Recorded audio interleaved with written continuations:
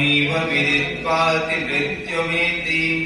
नान्यः पन्था विद्यते अयनाय नान्यः पन्था विद्यते अयनाय। इस वैदिक मंच पर विराजमान मेरठ की विभिन्न आर्य समाजों से पधारे हुए अग्नि की मशाल को, अग्नि की ज्योति को प्रकट करने वाले, उसको ध्वनि देने वाले, वर्तमान में मेरे पीछे उपस्थित समस्त पुरोहित वर्ग, आर्य समाज के यशस्वी कर्मठ और कवि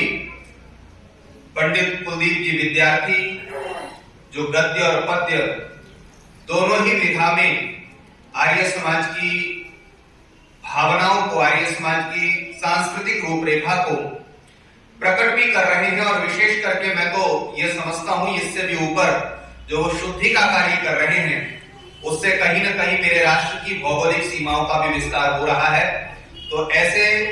मेरे बहुत प्रिय और सखा मित्र और नारद की तरह मैं तो सूचना लेता रहता हूं कि आप देश के किस हिस्से में काम कर रहे हैं, क्योंकि हम तो स्टेगनेंट वाटर की तरह दिल्ली में ही रहते हैं, और वो पूरे भारत भर में घूम करके देश की परिस्थितियों को न केवल नजदीक से देखते हैं बल्कि उसकी चिकित्सा विधि भी प्रस्तुत करने का कार्य करते हैं, ऐसे आदरणीय कुलदीप जी। साथ ही साथ यहाँ पर उपस्थित समस्त इस आर्य समाज के पदाधिकारीगण, समुपस्थित मातृशक्ति, पितृशक्ति और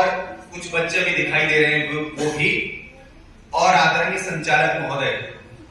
जैसा कि विषय है कि महर्षि देव दयानंद के विचारों की प्रासंगिकता,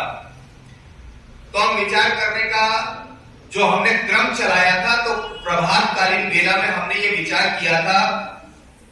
कि महर्षि देव दयानंद ने कैसे इस भारत देश के रोगों की चिकित्सा की। अब जहां तक विचारों की प्रासंगिकता की बात है, तो हमें यह समझना पड़ेगा कि ऐसे कौन सी परिस्थितियां थी जो उनके समय में भी थी और आज भी बनी हुई है। ऐसे कौन से रोग थे जो उस समय में थे और वो आज भी बने हुए हैं। इससे पहले कि हम आगे की तरफ चलें, थोड़ी सी एक भूमिका बना लेते हैं कि विचारों की प्रासंगिकता, प्रासंगिकता का अर्थ है उसकी उपादेयता, प्रासंगिकता का अर्थ है उसका सीधा सीधा मुझे लाभ क्या मिलेगा, क्योंकि यूटिलिटी का मतलब है कि आप जो बताने या बोलने जा रहे हो इसका लाभ मुझे मिले तो मैं आपकी बात सुनूं, नहीं तो फिर मैं सुनने वाला नहीं हूं, सुनूंगा लेकिन इधर से निकाल दूंगा। तो भद्र पुरुषों भूमिका में आप और हम जुड़ने का प्रयास करेंगे।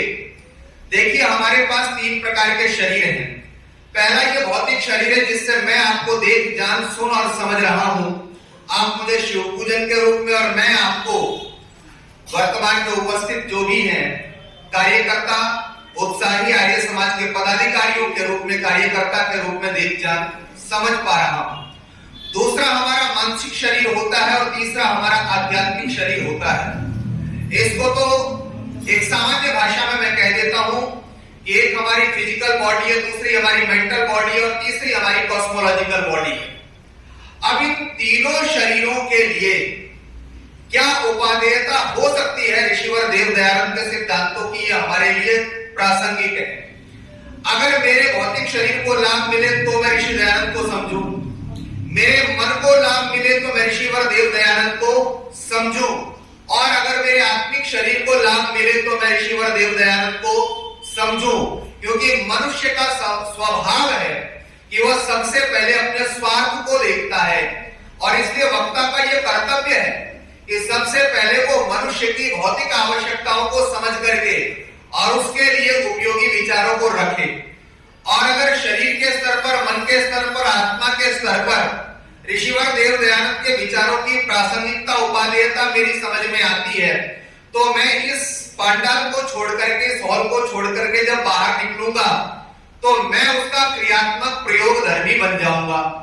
तो विचार करें, सबसे पहले अगर हम विचार करते हैं तो मैंने प्रभातकालीन वेला में भी आपके सामने विचार रखा था कि जैसे हम एक वृक्ष का उदाहरण लेते हैं, जैसे उसकी जड़ें हैं, उसका तना है, उसकी फूल पत्तियां हैं, तो ऐसे ही तो हमारा शरीर है, इस शरीर की